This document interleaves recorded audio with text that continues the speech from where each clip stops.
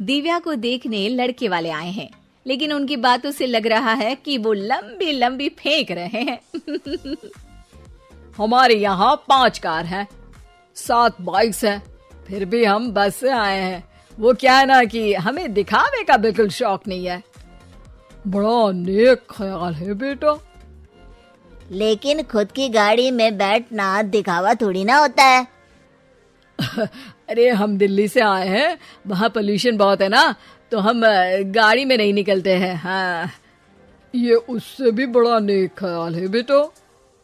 लेकिन अगर आपको पोल्यूशन की इतनी चिंता है तो घर में 5 कार और 7 बाइक क्यों रखी है?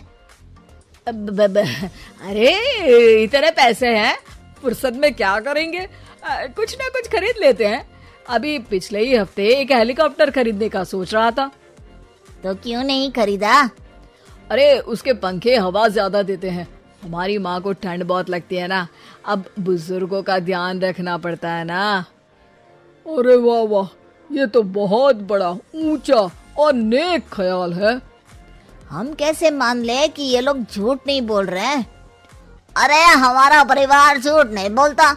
दिल्ली शहर में किसी से भी पूछ लीजिएगा, हमारे बेटे का बड़े लोगों में उठना बैठना है। हाँ। अरे छोटो चुप रह, इतने बड़े लोग हैं, झूठ क्यों बोलेंगे? हमारी फैक्ट्री है, और ऐसी फैक्ट्री कि यहाँ ग्राहक आया, इधर सामान बनाया जल्दी जल्दी, और हम हर काम ना जल्दी करते हैं। हाँ वही तो, तब जल्दी जल्दी अपनी बेटी का हाथ हमारे बेटे के हाथ में दे दीजिए। दिव्या के पिताजी दिव्या के भाई छोटू की एक भी बात न मानते हुए दिव्या की शादी दिल्ली के इस फेंकू परिवार में करवा देते हैं। जब दिव्या ससुराल पहुंचती है तब आपकी कार्स और बाइक्स कहाँ है? मुझे बाहर जाना था किसी काम से। कार और बाइक्स? कौन सी कार और बाइक्स? अरे जब आप मुझे देखने आए थे तो कहा था ना कि आपके यहाँ 5 कार्स हैं और 7 बाइक्स हैं। हाँ हाँ उस दिन थी, आज नहीं है। है? आज कहाँ गई? अरे जिनकी थी वो ले गए। मतलब वो आपकी नहीं थी? आपने तो कहा था हमारे घर पर है। हाँ घर पर थी, बाबूजी का एक पार्ट टाइम काम है कार और बाइक धोने का। उस दिन घर पे 5 कार और 7 बाइक्स थी तो बोल दिया था। अरे झूठ थोड़ी ना बोला है, जैसा था वैसा बोल दिया।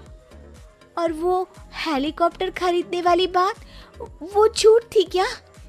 अरे बिल्कुल नहीं, शहर में एक नई कंपनी आई है पंखे की, जिसके पंखे बड़े हैं। कंपनी का नाम हेलीकॉप्टर रखा है। जब लेने गए तो हवा बहुत तेज फेंक रहा था, तो माँ ने बोला ठंडी लगेगी बेटा। वैसे भी दिल्ली में ठंड ज्यादा होती है ना। झूठ कहाँ बोला मैंने, जैसा था वैसा बोल दिया। हे भगवान, और वो फैक्ट्री वाली बात, इधर ग्राहक आया उधर सामान तैयार। अरे वो भी तो बिल्कुल सही है।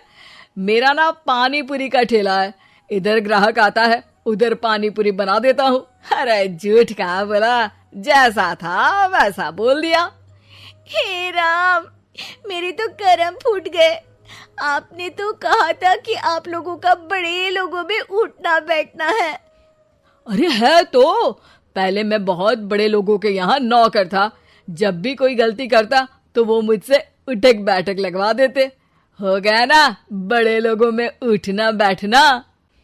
दिव्या अपने साथ हुए धोखे पर रोने लगती है और ठान लेती है कि वो ससुराल वालों को लाइन पर लाकर ही रहेगी और उनकी ये झूठ बोलने वाली आदत छुड़वा कर रहेगी। आप लोग खाने में क्या लेंगे? करेला खा लूंगा।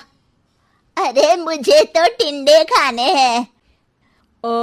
कद्दू खाऊंगा। अच्छी बात है, खाने की टेबल पर मिलते हैं। शाम को जब सब खाने की टेबल पर मिलते हैं तो सब देखते हैं कि टेबल पर प्लेट्स में एक पूरा और कच्चा कद्दू रखा है, कच्चा करेला रखा है और कच्चे टिंडे भी रखे हैं। बहू ये सब क्या है? ससुर जी के लिए करेले, आपके लिए टिंडे और श्रवण जी के लिए कद्दू। अरे वो तो दिख रहा है, लेकिन ये पकाया क्यों नहीं है? आप लोगों ने पकाने को तो नहीं कहा था, बस मैंने पूछा था क्या खाएंगे, तो आपने ये कहा था कि करेले, टिंडे और कद्दू खाने वाले हैं। ये क्या मजाक है दिव्या, तुम झूठ बोल रही हो। अरे मजाक कहाँ है, आपने कहा कद्दू खाएंगे तो खाइए, ऐसी थोड़ी ना कहा था कि पका हुआ खाएंगे। और वो आप क्या कहते हैं, जैसा था वैसा बोल दिया, झूठ कहाँ बोला मैंने। दिव्या की बात सुनकर, समझकर सब शर्मिंदा हो जाते हैं और उन्हें अपने किए और झूठ बोलने की आदत पर पछतावा होता है। दिव्या समझदारी दिखाते हुए उन्हें सच के रास्ते पर चलने और किसी से मजाक में भी झूठ ना बोलने की सीख देती है और उनके काम में मदद करके उनके काम को और बड़ा बनाने में मदद करने